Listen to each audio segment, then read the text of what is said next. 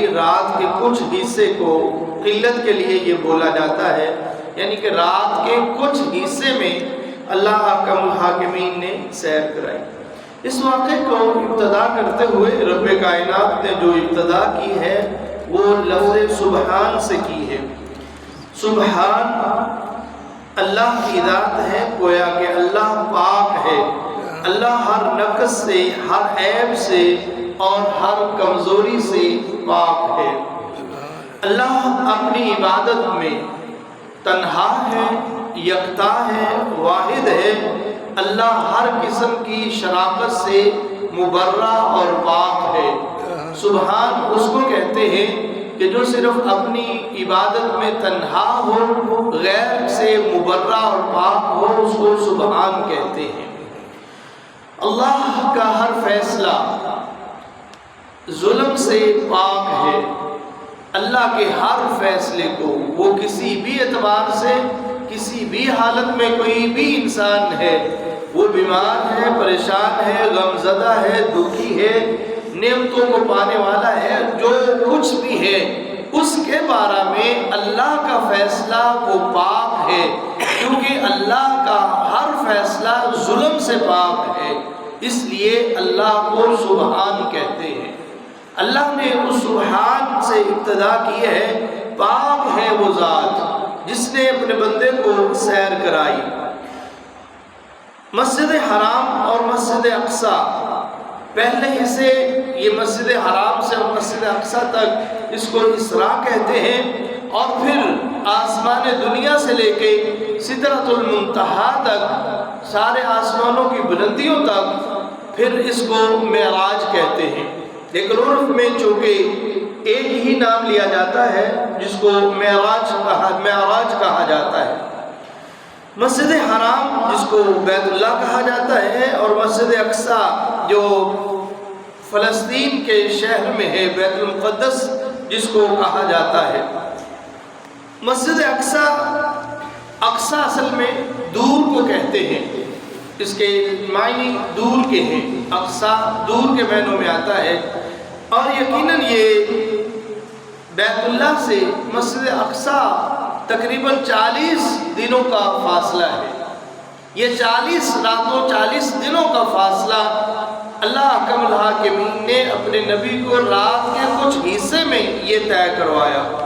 احکم الحاکمین فرماتے ہیں بارکنا حولہ، یہ مسجد اقصی کے قریب ہم نے برکتوں کو رکھا ہے، حولہ اس کے ارد گرد۔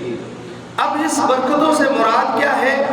ایک تو یہ ہے کہ یہ قدرتی طور پر اللہ نے اس علاقے میں بہت ساری نعمتوں اور کثیر تعداد میں پھلوں کو رکھا ہے، یہ بھی اس کا ارد گرد بابرکت ہے پھلوں کی کثرت کی وجہ سے، اور یہ بھی کہ یہ انبیاء کا مسکن رہا ہے، بہت سارے انبیاء جو ہیں یہاں تشریف لائے ہیں، اور بہت سارے انبیاء یہاں مدفون بھی ہیں، اس لیے بھی یہ جگہ خاص ہے۔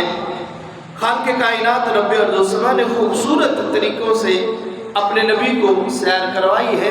اللہ کے نبی صلی اللہ علیہ وسلم تفصیل کے ساتھ اس کا ذکر فرماتے ہیں کہ مجھے رات کو بیدار کیا گیا اور میرے سینے کو چاک کیا گیا، اور وہ تفصیل کے ساتھ ساری، پھر مجھے بیت المقدس، بیت اللہ سے بیت المقدس لایا گیا، اور حضرت جبریل علیہ السلام ایک سواری لے کے آئے جس کو براق کہا جاتا تھا، اور وہ براق گھوڑے سے چھوٹی تھی، گدھے سے بڑی تھی، اور اس کی خوبی یہ تھی کہ وہ اس کا ایک قدم وہاں ہوتا جہاں نگاہ پہنچتی تھی، حد نگاہ پہ اس کا ایک قدم ہوتا تھا۔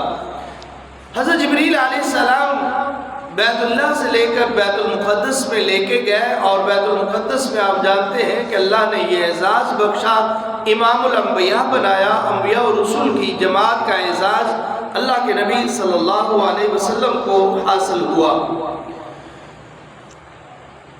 اللہ کے نبی صلی اللہ علیہ وسلم فرماتے ہیں کہ مجھے پھر جبریل اپنے ساتھ لے گئے آسمان کی بلندیوں میں، اور جب جبریل آسمان دنیا میں پہنچے تو دروازے کو دستک دی تو پوچھنے والے نے پوچھا کون ہو؟ تو انہوں نے جواب دیا میں جبریل ہوں۔ انہوں نے پوچھا کہ آپ کے ساتھ کون ہے؟ کہا یہ محمد رسول اللہ صلی اللہ علیہ وسلم ہے۔ انہوں نے پوچھا کیا واقعہ ہی ان کو بلایا گیا ہے؟ تو جبریل علیہ السلام نے فرمایا کہ ہاں ان کو آسمان پہ بلایا گیا ہے، اس لیے ہی یہ آئے ہیں۔ اللہ کے نبی صلی اللہ علیہ وسلم فرماتے ہیں میں حتیم میں وہاں آرام کر رہا تھا، یہاں سے ہماری ابتدا ہوئی ہے۔ تو جبریل علیہ السلام کے لیے دروازے کو کھولا گیا، میں دروازے کے اندر داخل ہوا، میں نے جو ہی قدم رکھا تو حضرت آدم علیہ السلام سے ملاقات ہوئی۔ آدم علیہ السلام سے ملاقات ہوئی تو حضرت جبریل علیہ السلام فرماتے ہیں محمد صلی اللہ علیہ وسلم یہ آپ کے دادا آپ کے باپ آدم ہیں، ان کو سلام کیجئے۔ آقا علیہ السلام فرماتے ہیں میں نے سلام کیا اور آدم علیہ السلام نے میرے سلام کا جواب دیا۔ پھر اسی طرح دوسرے دروازے کو کھولا گیا اور دوسرے دروازے پہ میری ملاقات جبریل علیہ السلام نے جب کروائی کہ آقا محمد صلی اللہ علیہ وسلم آپ ان کو سلام کیجئے، یہ آپ کے بھائی ہیں۔ اور یہاں ملاقات جو ہوئی یہ یحییٰ علیہ السلام اور عیسیٰ علیہ السلام کے ساتھ ملاقات ہوتی ہے۔ یحییٰ علیہ السلام اور عیسیٰ علیہ السلام آپس میں یہ دونوں خالہ زاد بھائی بھی ہیں، یہاں ان کی ملاقات ہوتی ہے۔ تیسرے دروازے کو کھولا گیا اور وہاں وہی سوال جو بار بار دہرائے جا رہے تھے کہ آپ کیسے آئے ہیں، کون ہے؟ جبریل علیہ السلام بلاتے ہیں، آقا علیہ السلام فرماتے ہیں کہ تیسرے دروازے پہ میں نے دیکھا کہ ایک حسین جمیل ہے آدمی ہے، اور جبریل کہتے ہیں کہ آپ سلام کیجئے، یہ یوسف علیہ السلام ہے۔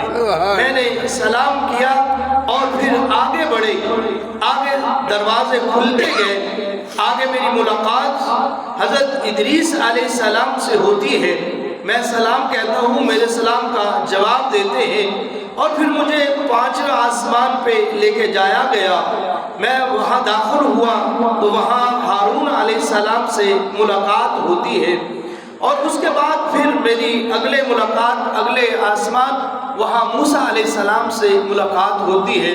میں سلام کہتا ہوں اور وہ جواب دیتے ہیں، اہلا و سہلا مرحبا کہا جاتا ہے، لیکن میں دیکھتا ہوں کہ موسیٰ علیہ السلام کی آنکھوں میں آنسو ہیں، وہ رو رہے ہیں۔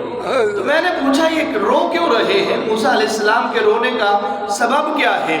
تو جبریل علیہ السلام بتاتے ہیں موسیٰ علیہ السلام کے پوچھنے کے سبب کی وجہ سے موسیٰ علیہ السلام کہتے ہیں کہ یہ وہ نبی ہے، یہ وہ محمد ہیں صلی اللہ علیہ وسلم، آیا تو بعد میں ہے لیکن کل قیامت کے دن ہوگا، میری امت سے اس کی امت کے لوگ جنت میں زیادہ جائیں گے، اس سبب سے میں رو رہا ہوں۔ اللہ کے نبی صلی اللہ علیہ وسلم فرماتے ہیں 7ویں دروازے کو کھولا جاتا ہے، 7ویں آسمان کی بلندی پہ چڑھتے ہیں تو آگے سے ایک بزرگ بیٹھے ہوئے ہیں، ٹیک لگا کر بیٹھے ہوئے ہیں۔ تو جبریل علیہ السلام فرماتے ہیں اے محمد سلام کیجئے، یہ ابراہیم علیہ السلام ہے۔ اکبر! اللہ کے نبی صلی اللہ علیہ وسلم فرماتے ہیں کہ سب سے زیادہ مشابہت جو تھی وہ ابراہیم علیہ السلام کے ساتھ میں محمد صلی اللہ علیہ وسلم کی تھی۔ اللہ اکبر! جبریل علیہ السلام بیت المعمور کے ساتھ حضرت ابراہیم علیہ السلام ٹیک لگا کر بیٹھے ہوئے ہیں، اور یہ بیت المعمور وہی بیت المعمور ہے کہ جس کے بارے میں اللہ کے نبی صلی اللہ علیہ وسلم نے فرمایا بیت اللہ کے بالکل اوپر کی جانب بیت المعمور ہے۔ یہ وہی بیت المعمور ہے جہاں اللہ کے فرشتے اللہ کی حمد بیان کرتے ہیں، اللہ کے لیے طواف بیان کرتے ہیں، اور 70,000 فرشتہ ایک دن میں بیت المعمور کا طواف کرتا ہے۔ اور آقا علیہ السلام فرماتے ہیں کہ ایک فرشتے کی باری قیامت تک دوبارہ نہیں آنے والی۔ آپ کیسے تصور کر سکتے ہیں کہ اللہ کے فرشتے کی تعداد کس قدر ہے؟ وَلِلَّهِ جُنُودُ السَّمَاوَاتِ وَالْأَرْضِ، اللہ کے لشکر تو بہت بڑے لشکر ہے۔ خالق کائنات رب ارض و سما فرماتے ہیں کہ لِنُرِيَهُ مِنْ آیَاتِنَا، ہم نے نبی کو اس لیے بلایا کہ اس کو آپ کی اپنی نشانیوں کو دکھائیں۔ پھر اللہ کے نبی صلی اللہ علیہ وسلم کو جنت اور جہنم کا نظارے دکھائے جاتے ہیں، وہ عذاب والے واقعے، وہ سزائیں والے واقعے جن کے گناہوں کو واضح کر دیا گیا کہ یہ ان کو گناہ فلاں گناہ کی وجہ سے ان کو عذاب ہو رہا ہے۔ وہ اندہ سدرۃ المنتہا پہنچتے ہیں۔ سدرۃ المنتہا یہ ایک بیری کا درخت ہے اور یہاں انتہا ہوتی ہے۔ جبریل علیہ السلام یہاں تک پہنچتے ہیں، یہاں سے پیغام لے کر نیچے دنیا کی طرف آتے ہیں۔ یہاں اللہ سے ہم کلام ہوتے ہیں۔ اللہ اپنے نبی کو، اللہ کے نبی صلی اللہ علیہ وسلم دیکھتے ہیں، وہاں سے چار نہریں وہاں سے نکلتی ہیں، 2 نہریں باہر اور 2 نہریں جنت کے اندر ہیں۔ اللہ کے نبی صلی اللہ علیہ وسلم سوال کرتے ہیں یہ 2 نہریں کون سی ہیں؟ جبریل علیہ السلام کہتے ہیں یہ 2 اندر والی وہ ہیں جو جنت میں ہیں، اور باہر والی 2 نہریں، ان سے مراد وہ نہریں ہیں جو نیل اور فرات کی نہریں ہیں۔ گویا کہ یہ وہ نہروں کا نظارہ ہوتا ہے۔ اللہ کے نبی صلی اللہ علیہ وسلم فرماتے ہیں مجھے 3 چیزوں کو پیش کیا جاتا ہے، ایک شراب کو، ایک دودھ کو اور ایک شہد کو۔ میں تینوں میں سے میرا انتخاب دودھ کا ہوتا ہے۔ تو جبریل علیہ السلام فرماتے ہیں کہ یہ فطرت ہے جس پہ آپ نے اس کو قبول کیا ہے، اور پھر یہی وہ جگہ ہے جہاں اللہ تحفے اپنے نبی کو پیش کرتے ہیں۔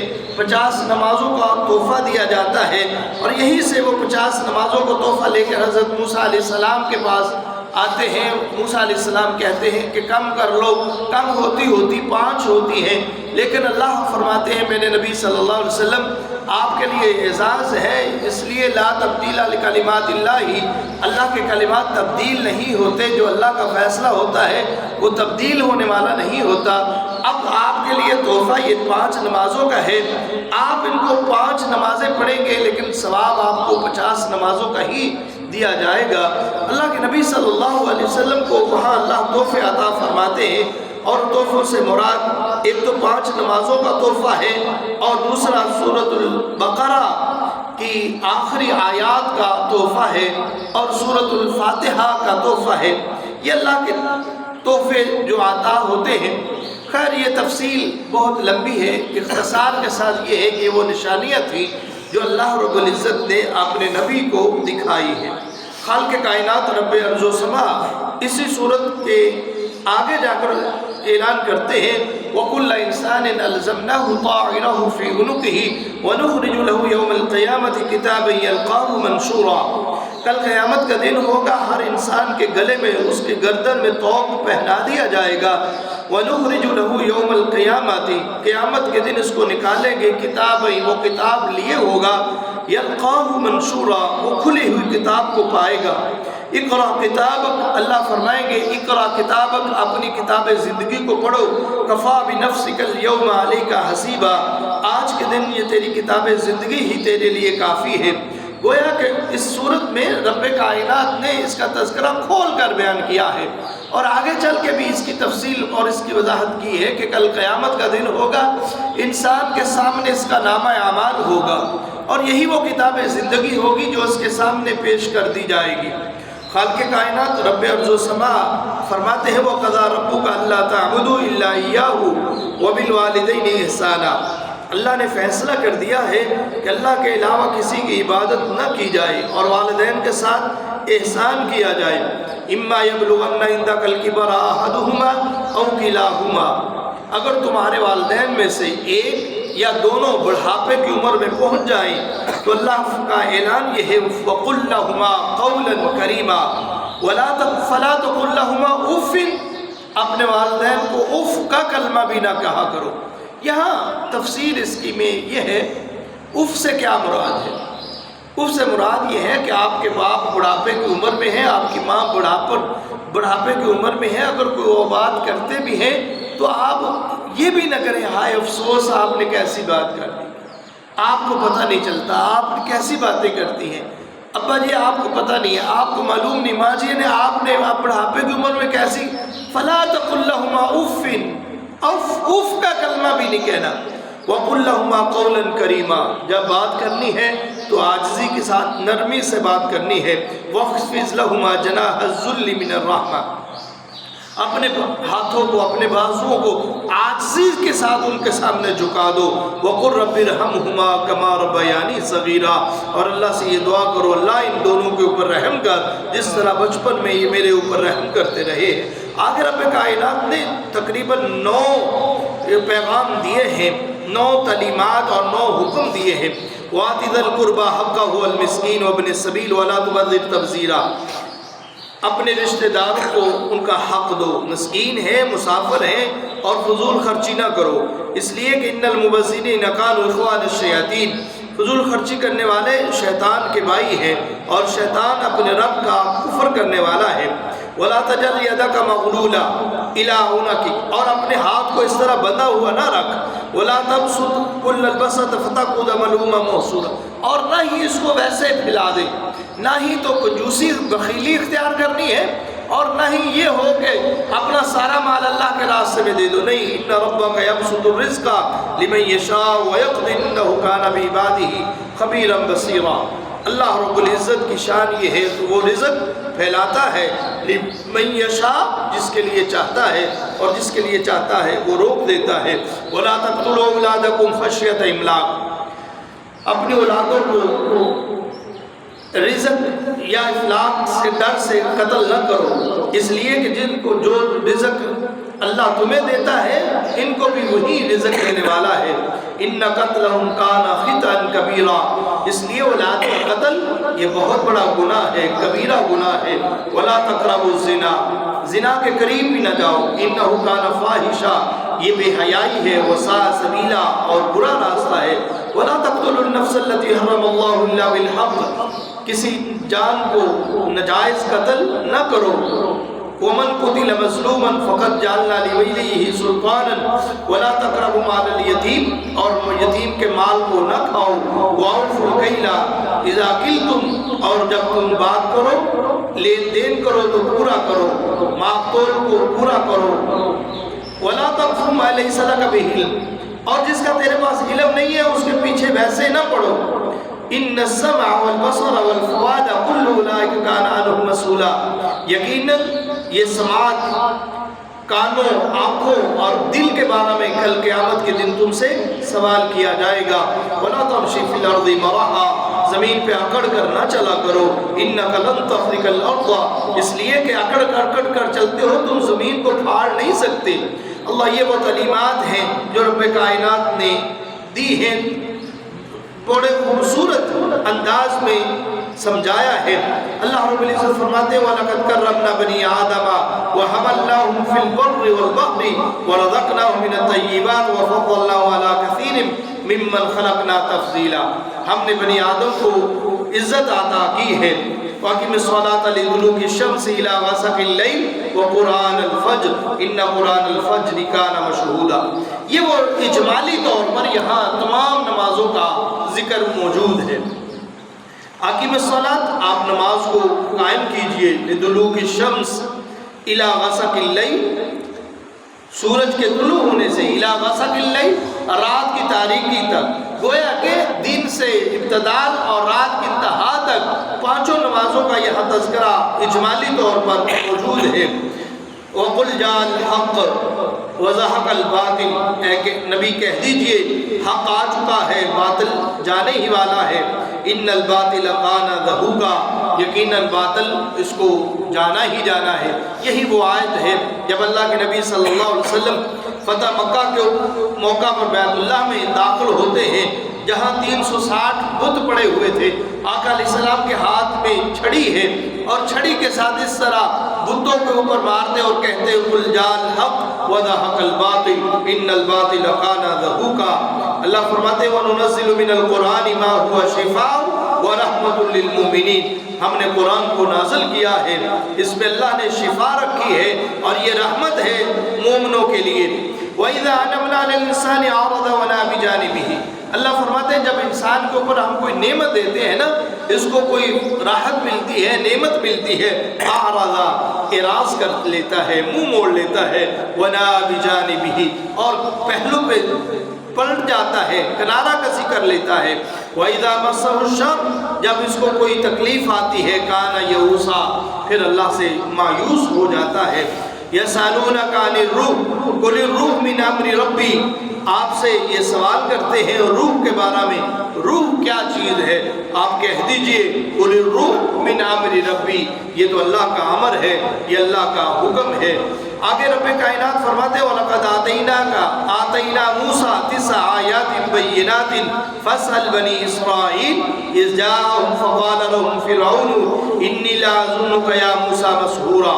اللہ اکبر. اللہ فرماتے ہیں ہم نے موسیٰ علیہ السلام کو 9 نشانیاں دیں. فصل بنی اسرائیل، آپ بنی اسرائیل سے سوال کیجئے.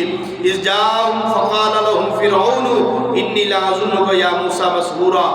استغفر اللہ. موسیٰ علیہ السلام جب فرعون کے پاس گئے تو فرعون یہ کہتا تھا کہ میں تو تمہیں مسحور مجھے تو نظر آتا ہے، نعوذ باللہ، کہ تیرے اوپر جادو ہو چکا ہے. اللہ اکبر. خالق کائنات رب ارض و سما فرماتے ہیں قل ادعوا اللہ او ادعوا الرحمن. اے نبی آپ ان سے کہہ دیجئے اللہ کو پکارو اللہ کہہ کر، او ادعوا الرحمن یا رحمان کہہ کر پکارو.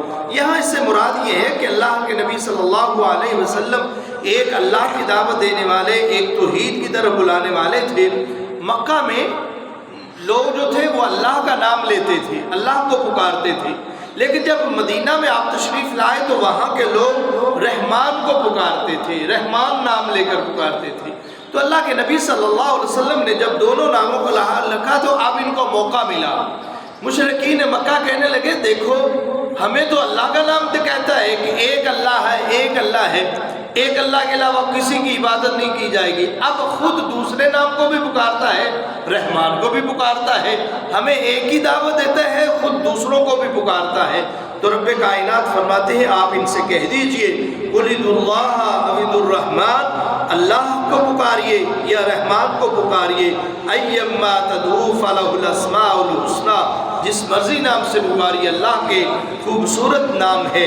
ولا تجہر بصلاتک ولا تخافت بها وابتغ بین ذلک سبیلا.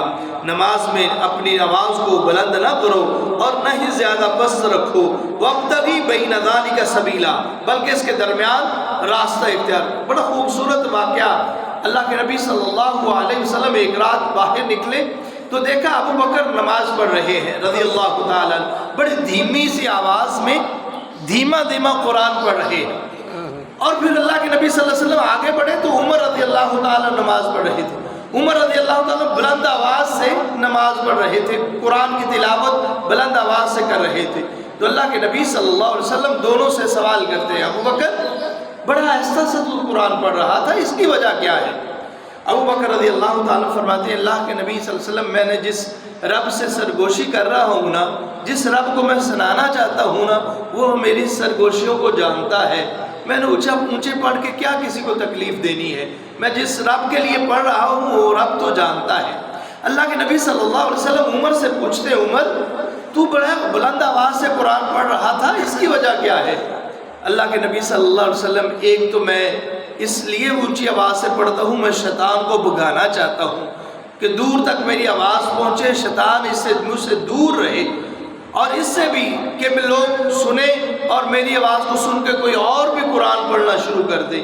اللہ کے نبی صلی اللہ علیہ وسلم فرماتے ہیں عمر تھوڑا سا آہستہ قرآن پڑھ لیا کرو، ابو بکر تم تھوڑا سا بلند آواز سے قرآن پڑھ لیا کرو. اللہ فرماتے ولا تجہر بصلاتک ولا تخافت بها، نہ ہی بلند آواز سے زیادہ چیخ چلا کر قرآن پڑھو اور نہ ہی اس طرح کہ جیسے مریل آدمی ہوتا ہے اس طرح، بلکہ وابتغ بین ذلک سبیلا، درمیانی راستے کو اختیار کرو. وقل الحمدللہ الذی، وہ کہہ دیجئے ساری تعریفیں اس ذات کے لیے ہیں، لم یتخذ ولدا، جس کا کوئی اولاد نہیں ہے، ولم یکن لہ شریک فی الملک، جس کی بادشاہت میں کوئی شریک نہیں ہے، ولم یکن لہ ولی من الذل وکبرہ تکبیرا. یہ سورۃ بنی اسرائیل کا اختتام ہو رہا ہے. سورۃ الکہف ہے، یہ آپ جانتے ہیں کہ اس میں خوبصورت واقعات میں سے ایک واقعہ اصحاب کہف کا ہے. انشاءاللہ الرحمن کل سے یہاں سے اس کا کچھ اختصار کے ساتھ فضیلت اور اس واقعہ کو اور بیان کیا جائے گا. اس میں خوبصورت ایک واقعہ وہ حضرت موسیٰ علیہ السلام اور خضر علیہ السلام کا وہ واقعہ ہے، انشاءاللہ وہ بیان کیا جائے گا.